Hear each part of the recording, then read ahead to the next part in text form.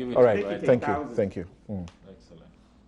All right, you're welcome back. And the Honorable Samuel Kuyecha Ablakwa just brought something to our attention. I had done my take and spoken about the gentleman in the Eastern Koforidia who was fined 600 Ghana cedis, and because he couldn't afford it, he has to go to jail for 2 months with hard labor because he stole plantain.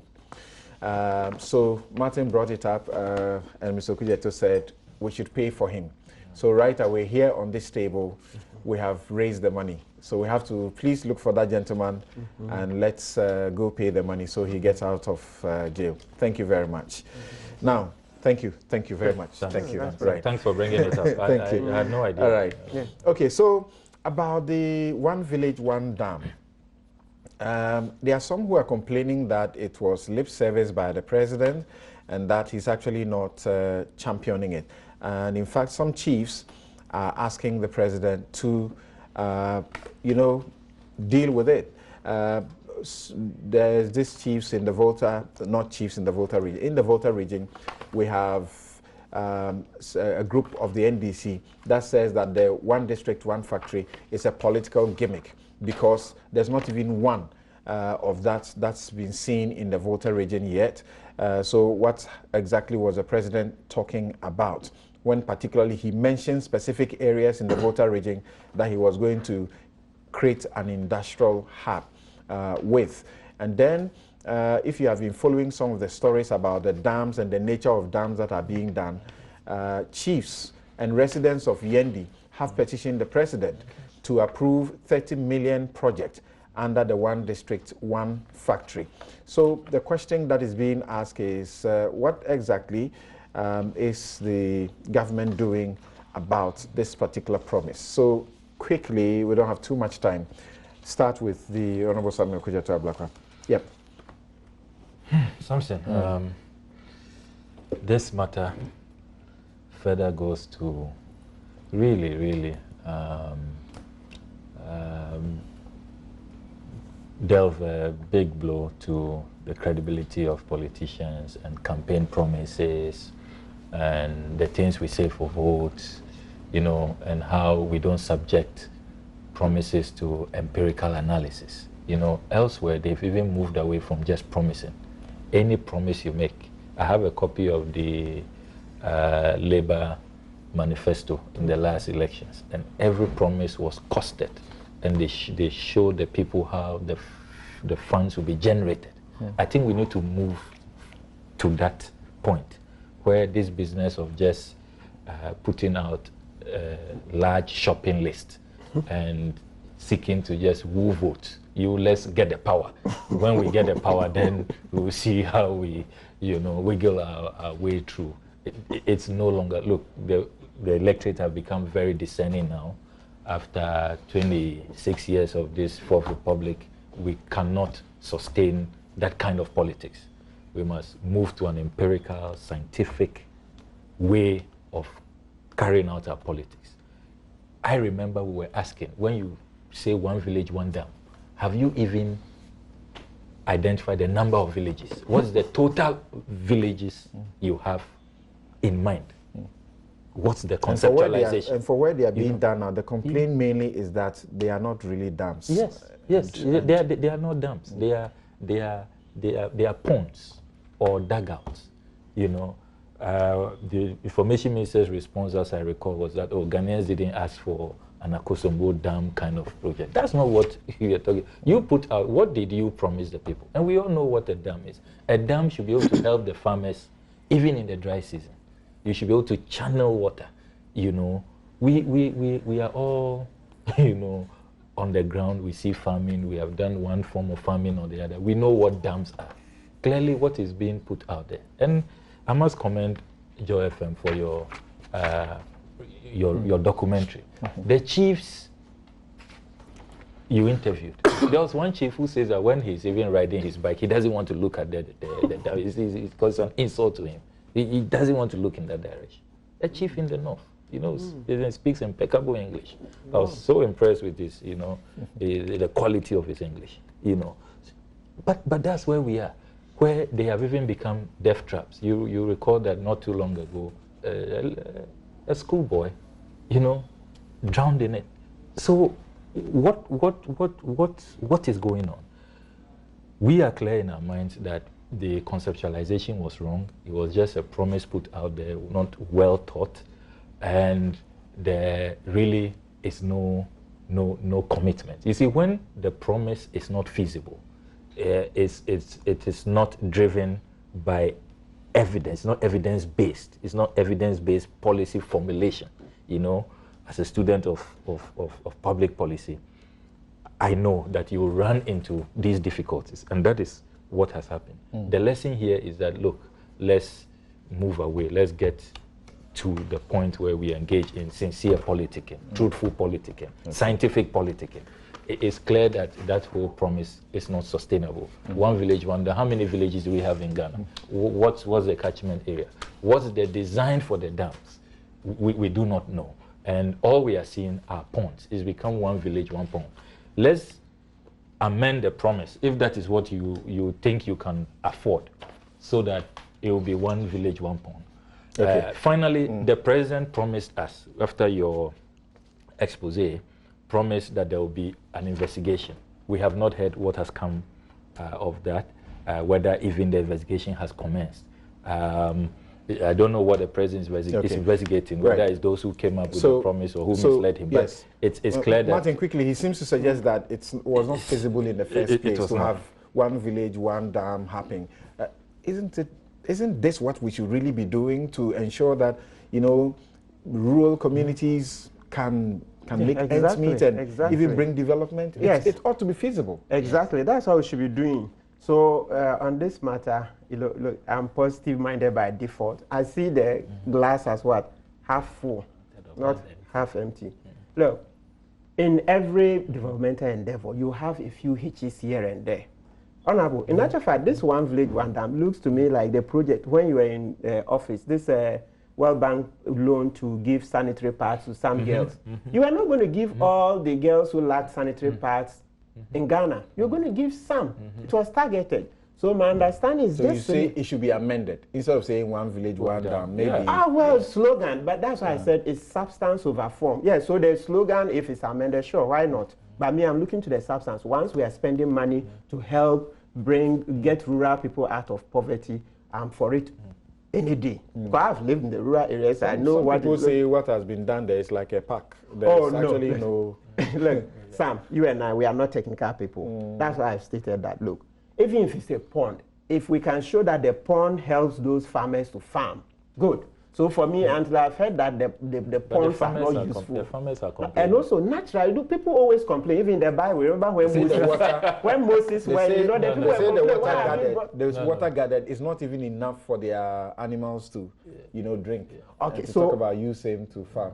Good. So those ones, let's have the investigations and see. But others are working, right? Okay. And that's why I said, look, in every human endeavor, look, the only person who doesn't make mistakes is one who has never tried anything. All right. We make mistakes. Yes. But if the larger majority are good, let's go for it. Okay. Doc. Yeah. Yes. Yeah.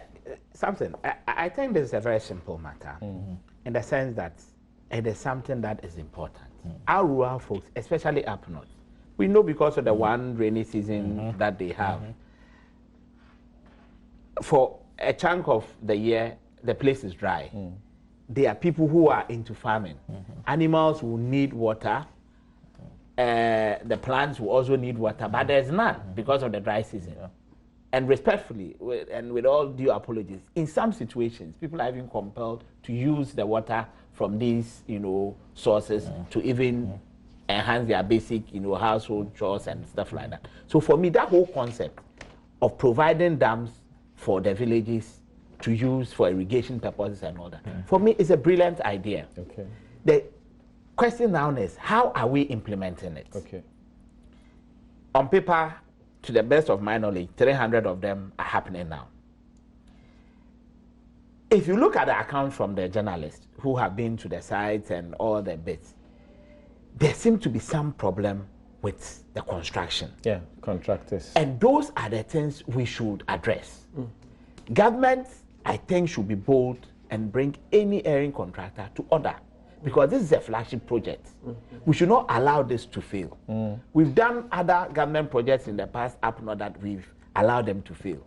But I think this is so useful that we should go back to the drawing board if we have identified some implementation challenges. And then the Ministry for Special Initiatives, I think the minister and her team will need to double their efforts to ensure that this succeeds. Okay. We need it. If the investigations that Sami speaks about that we are promised, if they show that that ministry itself is not doing anything wrong, then why not? Yes. See, they are building small earth dams. That's what they are doing. When you talk about dams in the 5 northern regions, quote unquote, the people there know what you were talking about because it's nothing new. Yes. It's been there since even before colonial regime was exited. And I have this hand side here, Mr. Kwesi Ahoy. So you are saying the expectations are higher, that you don't come and do... No, I'm coming. No, what you can do is small earth dams, nothing else. You have bigger ones, the Tono and Via. No, that's different. You know, but we are the talking community here, ones are the small. concept is small earth dams, and it's nothing new. Okay. According to Mr. Kwesi Ahoy, to be specific, there are about 242 such dams and dugouts. The development of some of these facilities dated back to the 1940s.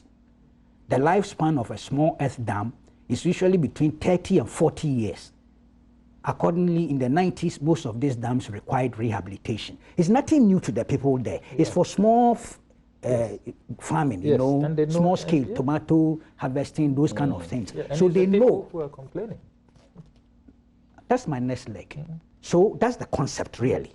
You are not going to build any big things or the irrigation big ones. The question is, it's good that the media has gone out there examining. I'm 100% with them. The same thing we did to the community day schools. Yeah. So the media must do more of what they are doing. That's the only way we can tell whether the project is going on or not. How many sites have the media so far put out? The government side is claiming that there are 300 sites at various stages of construction. We urge them to publish. Exactement. Thank you. You are reading my mind. And that 80 are near completion somewhere. Publish the list. Yes. Show the location and let the media go with their cameras and pens and papers. That's all. But what has been put out there right now is about 5 or 6. And I'm not going to sit here and use the 5 or 6, however poorly done, to make a judgment call on the overall project. It's not fair.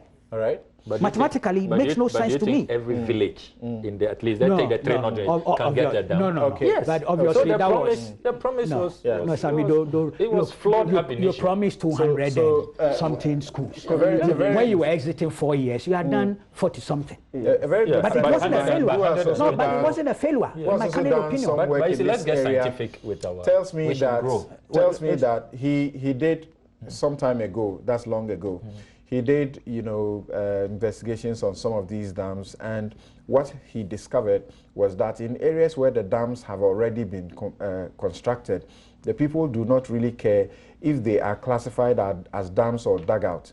To them, the simple fact that they have water for their animals and farms in the dry season is what is important. And where's that from?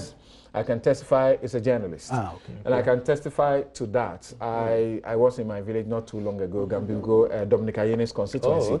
And the dam, there's a lot of sand that is gone in. So they only want a little bit, just dig it up a bit. These are not very complex. And that's all they want, just a bit that they can go back to their work. Let me let you know that the National Science and Maths Quiz, the 2019 Science and Maths Quiz is currently ongoing at the University of Ghana.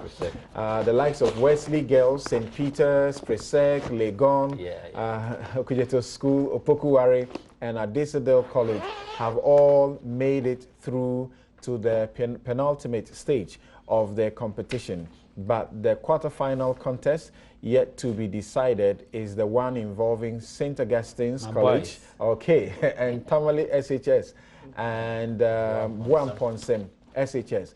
which of these schools pick up a slot at the semis? Well, you may want to stay tuned to JoyNews channel on multi-TV and radio for the live coverage of the contest at exactly 1 p.m. today.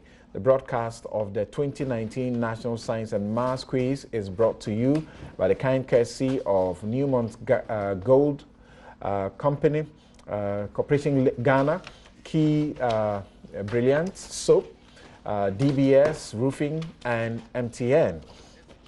And so this is where we draw the curtains on today's edition of Newsfile. My guests have been Malik Kwekubako, who I'm getting a lot of messages that he should be reading his documents. He says, so I have the minutes, but he doesn't read. I'm getting a lot of messages. Malik Kwekubako, Dr. Access to Parliamentary Service Board minutes. And Martin Pebu. And once again, I want to say thank you very much, gentlemen, for the donation to the Baba, the 19-year-old Baba Solomon Akote, who is to go to prison for 2 months with hard labor because he couldn't pay 600 cedis when he was caught stealing plantain. All right, so Kwame Esiedusapong should be very happy. He started a crusade on Facebook asking for people to donate so that we can get the guy to take care of his pregnant wife who just gave birth. We are told. All right, thank you very much. It's been Newsfile, and as always, the news is up next.